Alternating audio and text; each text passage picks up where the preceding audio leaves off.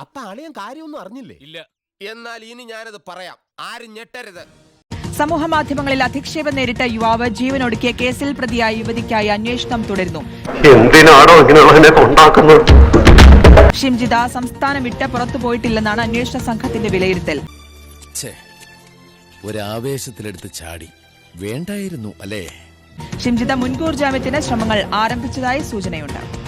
ലോകത്തിലേക്ക് ഏറ്റവും വലിയ അലവലാതിക്കുള്ള ഒളിമ്പിക് സ്വർണം നിനക്ക് കിട്ടൂന്നായിരുന്നു എന്റെ പ്രതീക്ഷ. പക്ഷെ ഇപ്പൊ മനസ്സിലായി, നിനക്ക് വെള്ളിയേ കിട്ടുള്ളൂ. Thank you. അന്വേഷണ സംഘം ഇന്ന് ബസ് ജീവനക്കാരുടെ മൊഴി രേഖപ്പെടുത്തിയേക്കും.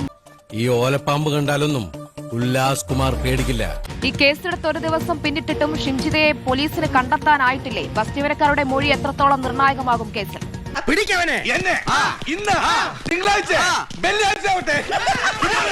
പ്രധാനമായിട്ടും ഈ ബസ് ജീവനക്കാരുടെ കൈവശമുള്ള CCTV ദൃശ്യങ്ങൾ ഇന്നലെ പരിശോധിച്ചിരുന്നു. കൊള്ളുന്ന നെഞ്ചോടെ അച്ഛൻ നിന്നെ ശപിക്കുകയാണ്. ഏത് സംഹാര രുദ്രനാണെങ്കിലും നീ ജയിക്കില്ല, സത്യം മാത്രമേ ജയിക്കൂ. CCTV ദൃശ്യങ്ങളുടെ ഒരു ഭാഗം നമ്മൾ ഇന്നലെ പുറത്തുവിട്ടിരുന്നു. നല്ല തിരക്കുള്ള ബസ്സിലേക്കാണ് ദീപക് കയറുന്നത്. നിങ്ങൾക്കറിയില്ല ഒരു അച്ഛന്റെ വേദന. എനിക്ക് നീതി കിട്ടണം. ദീപക് കയറുന്ന സമയത്ത് ആ ബസ്സിൽ ധാരാളം ആളുകൾ ഉണ്ടായിരുന്നു എന്നുള്ളതാണ് ഒന്നാമത്തെ കാര്യം എന്ന് പറയുന്നത്. ആളെ കൊല്ലാൻ കഴിവുള്ള ഇവളുമാർക്ക് ആൾമാറാട്ടം നടത്താൻ എന്താ പാട്? അപ്പോൾ അതിനകത്ത് വെച്ച് ഇങ്ങനെ എന്തെങ്കിലും സംഭവിച്ചിട്ടുള്ളതായി ആ ബസ് ജീവനക്കാർ ഇന്നലെ നമ്മളോട് പറഞ്ഞപ്പോൾ, അതായത് നമുക്ക് നൽകിയ ഒരു ടെലിവിഷൻ ബൈറ്റിൽ തന്നെ അങ്ങനെ ഒരു സംഭവം, അനിഷ്ടകരമായ എന്തെങ്കിലും ഒന്ന് അവിടെ സംഭവിച്ചതായി ഒരു വിവരവും ഒരു പരാതിയും ആ പെൺകുട്ടി നൽകിയിട്ടില്ല എന്നുള്ളതായിരുന്നു ബസ് ജീവനക്കാർ പരസ്യമായി പറഞ്ഞത്. അനുഭവിക്കാതെ മണ്ണിന്ന് പോകാൻ പറ്റില്ല. ഈ വൃദ്ധന്റെ ശാപം നിന്റെ തലയ്ക്ക് മുകളിൽ എപ്പോഴും ഉണ്ടാവും. അതോടൊപ്പം തന്നെ ഈ പെൺകുട്ടി എവിടെയാണ്, പെൺകുട്ടിയുടെ മൊഴി ഇതുവരെ രേഖപ്പെടുത്താൻ സാധിച്ചിട്ടില്ല എന്നുള്ളതാണ്. ഈ കേസിൽ പ്രതികൾ കൊടുക്കുന്ന ശിക്ഷ സമൂഹത്തിനൊരു പാഠമാകണം. ജുഡീഷ്യറിയിലും കോടതിയിലും വിശ്വാസം അർപ്പിക്കുന്ന കോടിക്കണക്കിന് സാധാരണ ജനങ്ങൾ അത് ആഗ്രഹിക്കുന്നു.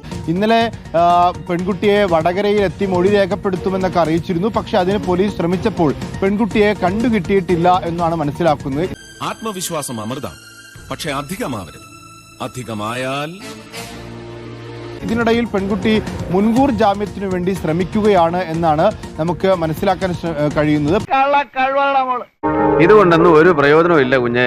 ഇവിടെ വെച്ച് ചെയ്തു കൂട്ടുന്ന പാവങ്ങളുടെ ഫലം ഇവിടെ വെച്ച് തന്നെ അനുഭവിച്ചു തീർക്കും. വിദേശത്തേക്ക് കടക്കാനുള്ള ഒരു സാധ്യത പോലീസ് മുന്നിൽ കാണുന്നുണ്ട്. കാരണം 2 ദിവസത്തെ സമയം കിട്ടിയിട്ടുണ്ട്. ദയ മുഖത്തുണ്ട്, മനസ്സിലില്ല.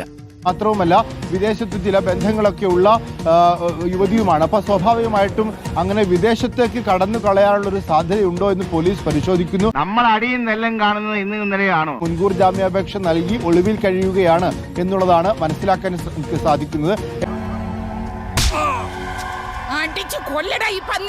ഇനിയിപ്പോൾ ആ പെൺകുട്ടിയെ കസ്റ്റഡിയിലെടുക്കുക, അവരുടെ മൊഴി രേഖപ്പെടുത്തുക, അറസ്റ്റ് ചെയ്യുക തുടങ്ങിയ കാര്യങ്ങളാണ് നടക്കാനുള്ളത്. അതിൽ പെൺകുട്ടി ഒളിവിൽ കഴിയുന്ന സാഹചര്യത്തിൽ കൂടുതൽ അന്വേഷണം ആവശ്യമുണ്ട്.